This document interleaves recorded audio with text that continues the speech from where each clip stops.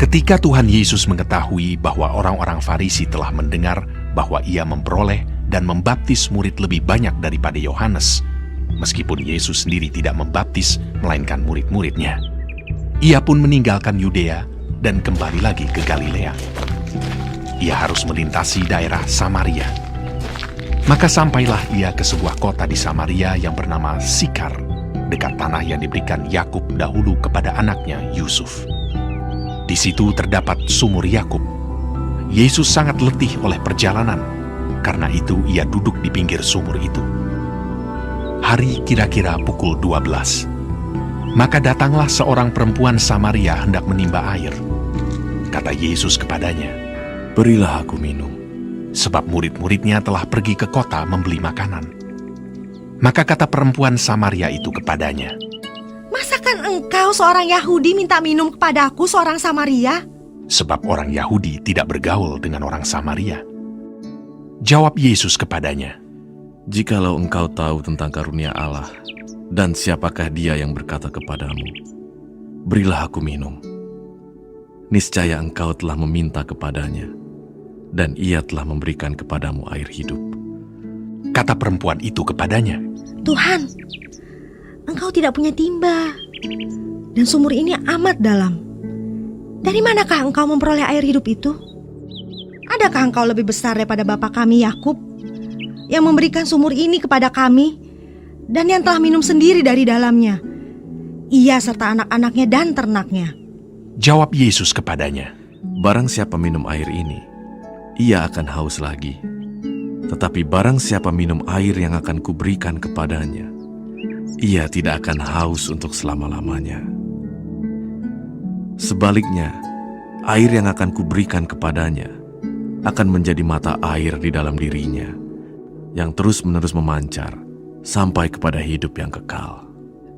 Kata perempuan itu kepadanya, "Tuhan, berikanlah aku air itu, supaya aku tidak haus dan tidak usah datang lagi ke sini untuk menimba air." Kata Yesus kepadanya, "Pergilah, panggillah suamimu, dan datang ke sini." Kata perempuan itu, "Aku tidak mempunyai suami." kata Yesus kepadanya, Tepat katamu, bahwa engkau tidak mempunyai suami. Sebab engkau sudah mempunyai 5 suami, dan yang ada sekarang padamu bukanlah suamimu. Dalam hal ini engkau berkata benar." Kata perempuan itu kepadanya, "Tuhan, nyata sekarang padaku bahwa engkau seorang nabi. Nenek moyang kami menyembah di atas gunung ini, tetapi kamu katakan bahwa Yerusalemlah tempat orang menyembah." Kata Yesus kepadanya, "Percayalah kepadaku, hai perempuan, saatnya akan tiba bahwa kamu akan menyembah Bapa bukan di gunung ini, dan bukan juga di Yerusalem. Kamu menyembah apa yang tidak kamu kenal. Kami menyembah apa yang kami kenal. Sebab keselamatan datang dari bangsa Yahudi. Tetapi saatnya akan datang, dan sudah tiba sekarang, bahwa penyembah-penyembah benar akan menyembah Bapa dalam roh dan kebenaran. Sebab Bapa menghendaki penyembah-penyembah demikian. Allah itu roh, dan barang siapa menyembah Dia, harus menyembahnya dalam roh dan kebenaran." Jawab perempuan itu kepadanya, "Aku tahu bahwa Mesias akan datang, yang disebut juga Kristus. Apabila ia datang, ia akan memberitakan segala sesuatu kepada kami." Kata Yesus kepadanya, Akulah Dia yang sedang berkata-kata dengan engkau. pada waktu itu datanglah murid-muridnya, dan mereka heran bahwa ia sedang bercakap-cakap dengan seorang perempuan. Tetapi tidak seorang pun yang berkata, "Apa yang engkau kehendaki?" atau "Apa yang engkau percakapkan dengan dia?" Maka perempuan itu meninggalkan tempayannya di situ, lalu pergi ke kota dan berkata kepada orang-orang yang di situ, "Mari, lihat! Di sana ada seorang yang mengatakan kepadaku segala sesuatu yang telah kuperbuat. Mungkinkah dia Kristus itu?" Maka mereka pun pergi keluar kota, lalu datang kepada Yesus. Sementara itu murid-muridnya mengajak dia, katanya, "Rabi, makanlah." akan tetapi ia berkata kepada mereka, Padaku ada makanan yang tidak kamu kenal. Maka murid-murid itu berkata seorang kepada yang lain, Adakah orang yang telah membawa sesuatu kepadanya untuk dimakan? kata Yesus kepada mereka, Makananku ialah melakukan kehendak Dia yang mengutus aku dan menyelesaikan pekerjaannya. Bukankah kamu mengatakan, 4 bulan lagi tibalah musim menuai? Tetapi aku berkata kepadamu, lihatlah sekelilingmu, dan pandanglah ladang-ladang yang sudah menguning dan matang untuk dituai. Sekarang juga penuai telah menerima upahnya, dan ia mengumpulkan buah untuk hidup yang kekal, sehingga penabur dan penuai sama-sama bersuka cita. Sebab dalam hal ini benarlah peribahasa, yang seorang menabur dan yang lain menuai. Aku mengutus kamu untuk menuai apa yang tidak kamu usahakan. Orang-orang lain berusaha, dan kamu datang memetik hasil usaha mereka. dan banyak orang Samaria dari kota itu telah menjadi percaya kepadanya karena perkataan perempuan itu yang bersaksi. Ia mengatakan kepadaku segala sesuatu yang telah kuperbuat.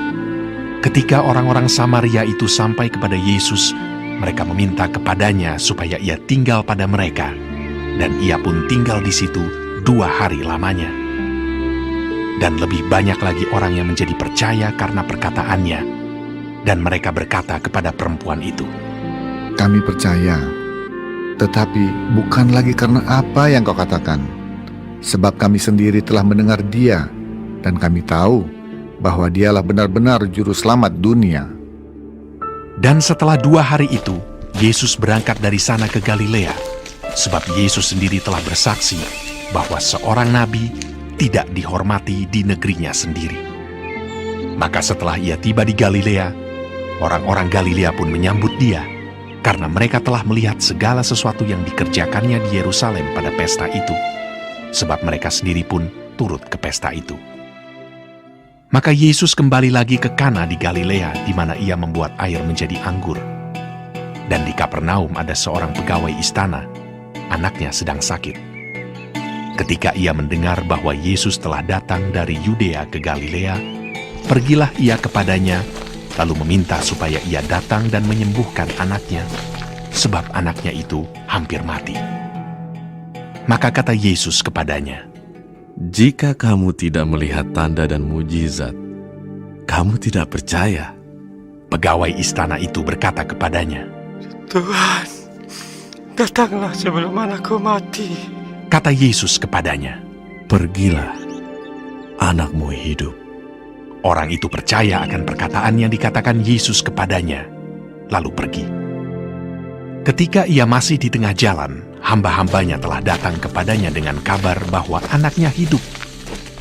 Ia bertanya kepada mereka, pukul berapa anak itu mulai sembuh? Jawab mereka, Kemarin siang pukul 1, demamnya hilang. maka teringatlah ayah itu bahwa pada saat itulah Yesus berkata kepadanya, Anakmu hidup. lalu ia pun percaya, ia dan seluruh keluarganya. Dan itulah tanda kedua yang dibuat Yesus ketika ia pulang dari Yudea ke Galilea.